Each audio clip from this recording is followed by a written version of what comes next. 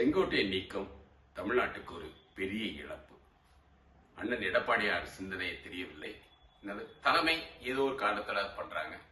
என்னோட சிந்தனையில இது அதிமுகவுக்கு ஒரு அடுத்த 10 ஆண்டுகளுக்கு ஒரு இழப்பு தான் அப்படின்னு நான் நினைக்கிறேன். ஏன்னா அவர் ஒரு சீனியர் பொலிட்டீஷியன். அவர் கட்சியை ஒருங்கிணைக்கிறதுக்காக எடுக்கிற சில முடிவுகள். ஏன்னா இபிஎஸும் ஓபிஎஸும் முக்கியமான ஒரு தலைவர்.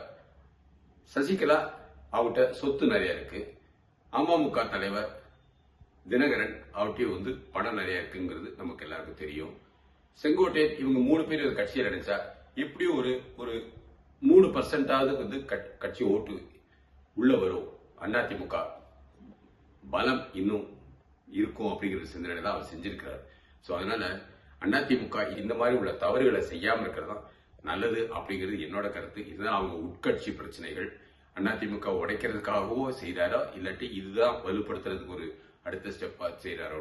ஏன்னா தலைவர்களோட சிந்தனை அது ஒரு 4-5 மாதங்கள் கழிச்சு தான் தெரியும். 2026 எலெக்ஷன்ல இது ஒரு பெரிய பாதிப்பா இருக்கும். திமுக இதை கொண்டாடுவாங்க.